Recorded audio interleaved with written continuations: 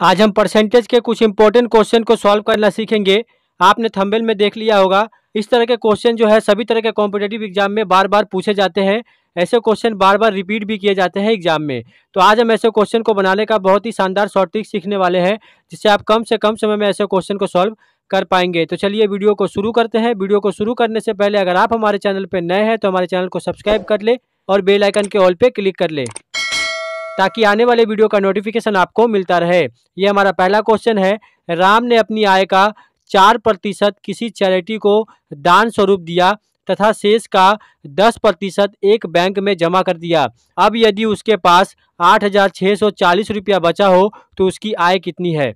यहाँ पे बोला गया है कि 4% किसी चैरिटी को दान कर दिया और शेष का 10% बैंक में जमा कर दिया। ये जो शेष बोला गया है, ये क्वेश्चन इसी पे आधारित है। शेष का मतलब क्या है, जो भी पैसा उसके पास था, जैसे हमारे पास 100 रुपया था, एक्स का उसने 4% किसी चैरिटी को दान कर दिया। जब 4% दान कर दिया तो पहले 100% था, इसमें से अगर हम 4% को माइनस कर देंगे तो बचेगा 96%। इस 96% में से उसने 10% जो है बैंक में जमा कर दिया। उसके बाद यहाँ पे दिया गया है कि शेष बचा है 8,640 रुपया। तो 4% अगर दान किया है तो बचा है उसके पास 96%। तो हम 96 बटा में 100 लिख सकते हैं। उसके बाद गुना करेंगे। क्या बोला गया है, 10% बैंक में जमा कर दिया, उसके बाद उसके पास शेष बचा है 8,640 रुपये का। ये जो भाग है इसका 10% बैंक में वो जमा कर दिया है, तो उसके पास शेष बचा है 8,640 रुपया।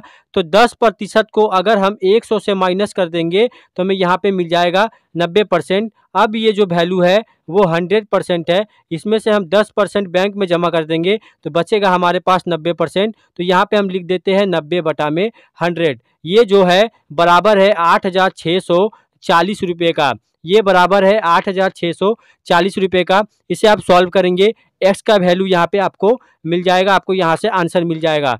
पर यहाँ पे हम ऐसे क्वेश्चन में क्या करेंगे, यहाँ पे 8,640 रुपया शेष बचा है, गुना लिखेंगे। जो भी हमने ये किया है उसे हम उल्टा करेंगे। बोला गया है 4% किसी चैरिटी को दान स्वरूप दिया तथा शेष का 10% एक बैंक में जमा कर दिया। तो 4% दान किया तो बचा 96%। तो यहाँ पे हम लिखेंगे 100 बटा में 96 और गुना करेंगे। बोला है 10% बैंक में जमा कर दिया तो बचा कितना, 90%। तो यहाँ पे लिखेंगे 100 बटा में 90। यहाँ से आपको डायरेक्ट आंसर मिल जाएगा। जैसे यहाँ पे 0 हम कटा देते हैं और 96 से ये जो है वो 9 बार में कट जाएगा और ये 9 और ये 9 आपस में कट जाएंगे। तो यहाँ पे हमें मिलेगा कितना, 10,000 रुपया। ये हो जाएगा हमारा आंसर। मतलब कि उसके पास कितने पैसे थे, 10,000 थे उसके पास। उसकी आय कितनी थी, 10,000 रुपये थी। 10,000 में से उसके पास 8,640 रुपया बचा है। तो ये हो जाएगा हमारा आंसर, जो कि ऑप्शन डी में दिया गया है। तो ऑप्शन डी जो है वो हमारा सही आंसर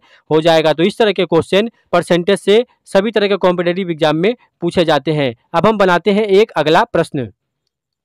इस क्वेश्चन में बोला गया है कि किसी सभा में 40% लोग चाय पीते हैं, 50% लोग कॉफ़ी तथा 10% चाय और कॉफ़ी दोनों पीते हैं, तो कितने प्रतिशत लोग न चाय पीते हैं न कॉफ़ी। यहाँ पे हम दो तरीका सीखेंगे जिससे आप क्वेश्चन को सॉल्व कर सकते हैं। पहला सीखेंगे हम वेन डायग्राम। कैसे बनाएंगे हम वेन डायग्राम। वेन डायग्राम कैसे बनाएंगे, हम एक ऐसे बनाएंगे और दूसरा ऐसे बनाएंगे। यहाँ पे बोला गया है कि 40% लोग चाय पीते हैं, 50% लोग कॉफ़ी तथा 10% चाय और कॉफ़ी दोनों पीते हैं। तो जो दोनों बताया गया है 10% लोग, इसे हम बीच में लिखेंगे। सबसे पहले हम यही लिखेंगे, 10% लोग चाय और कॉफ़ी दोनों पीते हैं। ये है कॉफ़ी और ये वाला हम चाय लेंगे। तो हम कैसे बनाएंगे इस क्वेश्चन को। यहाँ पे बोला गया है कि 40% लोग चाय पीते हैं, ऐसा नहीं बोला गया है कि ये लोग सिर्फ चाय पीते हैं। यहाँ पे बोला गया है कि 40% लोग चाय पीते हैं, तो ये कॉफ़ी भी पीते होंगे। तो यहाँ पे हम क्या करेंगे, 40 से 10 को माइनस कर देंगे, क्योंकि 10% जो है वो चाय कॉफ़ी दोनों पीते हैं। तो बचेगा हमारे पास 30%, इस 30 को हम यहाँ पे लिखेंगे। उसी तरह यहाँ पे बोला गया है 50% कॉफ़ी पीते हैं, ये नहीं बोला गया है कि 50% सिर्फ कॉफ़ी पीते हैं। तो इसमें हम क्या करेंगे, 50 से 10 को माइनस कर देंगे क्योंकि 10% चाय और कॉफ़ी दोनों पीते हैं। तो यहाँ पे आ जाएगा 40%, इसे हम यहाँ पे लिख देंगे। पूछा क्या गया है, कितने प्रतिशत लोग न चाय पीते हैं न कॉफ़ी पीते हैं। तो यहाँ पे 30% लोग सिर्फ चाय पीते हैं, जो हमने यहाँ पे निकाला है 10% को घटाने के बाद, और 10% लोग दोनों पीते हैं, और 40% लोग जो है वो सिर्फ कॉफ़ी पीते हैं। 30% लोग सिर्फ चाय पीते हैं, 40% लोग सिर्फ कॉफ़ी पीते हैं, और 10% लोग दोनों पीते हैं। इन तीनों को जोड़ने पे हमें मिलेगा यहाँ पे 80%। 80% जो है उतने लोग कुछ ना कुछ पीते हैं, या फिर चाय या फिर कॉफ़ी या फिर दोनों पीते हैं। तो यहाँ पे हमें बताना क्या है, ऐसे लोग बताने हैं, इतना प्रतिशत लोग बताना है जो ना चाय पीता है ना कॉफ़ी। तो टोटल 100 है, 100 से हम 80 को माइनस कर देंगे तो हमें यहाँ पे मिल जाएगा 20%। ये हो जाएगा हमारा आंसर। 20% लोग ऐसे हैं उस सभा में जो ना चाय पीते हैं ना कॉफ़ी पीते हैं। तो ऑप्शन सी में दिया गया है 20%, तो ऑप्शन सी जो है वो हमारा सही आंसर हो जाएगा। एक आप ऐसे बना सकते हैं, या फिर आप क्या करेंगे, 100 लिखेंगे, माइनस करेंगे 40% जो चाय पीते हैं, प्लस 50% जो कॉफ़ी पीते हैं, माइनस 10% जो दोनों पीते हैं। तो यहाँ पे हमें क्या मिलेगा, 100 माइनस 40 प्लस 50 90, 90 से 10 को माइनस करेंगे तो हमें यहाँ पे मिल जाएगा 80। तो यहाँ पे हमें मिल जाएगा 20%। ये हो जाएगा हमारा फाइनल आंसर। तो आप दोनों में से कोई भी तरीका यूज करके ऐसे क्वेश्चन को बना सकते हैं। तो इस तरह के क्वेश्चन भी परसेंटेज से पूछे जाते हैं। अब हम बनाते हैं एक अगला प्रश्न। इस क्वेश्चन में बोला गया है कि किसी गांव की जनसंख्या में प्रति वर्ष 25% की दर से बढ़ोतरी हुई है। यदि 3 वर्ष के बाद जनसंख्या 10,000 हो तो प्रथम वर्ष के आरंभ में यह कितनी थी। यहाँ पे 3 वर्ष बाद का जनसंख्या दिया गया है जो कि 10,000 है। हमें बताना है पहले की जनसंख्या। अगर बाद की जनसंख्या दी हुई हो और पहले की जनसंख्या पूछी जाए तो हम उल्टा करते हैं। कैसे करते हैं हम यहाँ पे सीखेंगे। जैसे मान लेते हैं कि पहले उस गाँव की जनसंख्या जो थी वो x थी, उसके बाद 25% की दर से वृद्धि हुई। कितने वर्ष बाद बोला गया है, 3 वर्ष बाद। तो 3 साल लगातार 25% की दर से वृद्धि होती गई।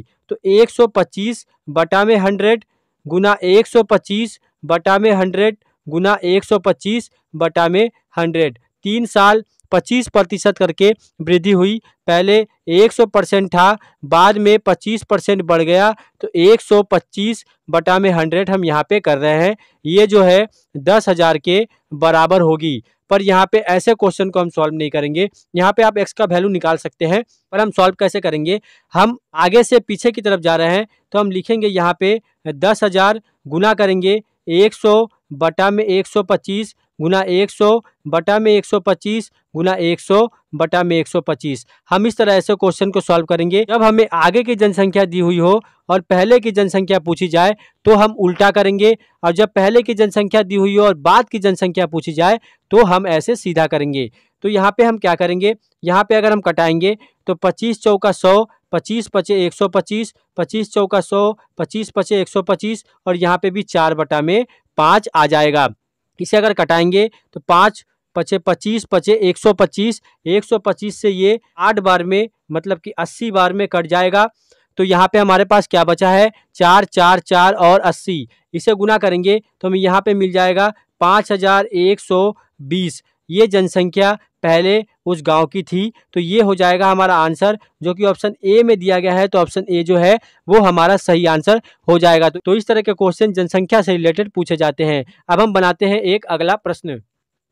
इस क्वेश्चन में बोला गया है कि किसी गांव की आबादी 8,000 है, मतलब प्रेजेंट में यहाँ पे उस गांव की आबादी 8,000 है। प्रथम वर्ष के दौरान 10% तथा दूसरे वर्ष के दौरान 20% बढ़ जाती है, तो 2 वर्ष बाद गांव की जनसंख्या कितनी है। यहाँ पे बाद की जनसंख्या पूछी गई है। तो यहाँ पे हम क्या लिखेंगे, 8,000 जनसंख्या जो है वो अभी है, 1 वर्ष बाद 10% बढ़ा है, तो यहाँ पे 110 बटा में 100 करेंगे, गुना बाद में फिर 20% बढ़ा है तो 120 बटा में 100 करेंगे। यहाँ पे 3 जीरो, यहाँ पे 3 जीरो काट देंगे, ये 0 0 कट जाएगा। 8 110 और 12 बचा है, इसे गुना करने पर हमें मिलेगा 10,560। ये हो जाएगा हमारा आंसर, जो कि ऑप्शन ए में दिया गया है। तो ऑप्शन ए जो है वो हमारा सही आंसर हो जाएगा। तो जनसंख्या वाले इस तरह के क्वेश्चन परसेंटेज चैप्टर से पूछे जाते हैं। आप इस मेथड से कम समय में ऐसे क्वेश्चन को सॉल्व कर सकते हैं।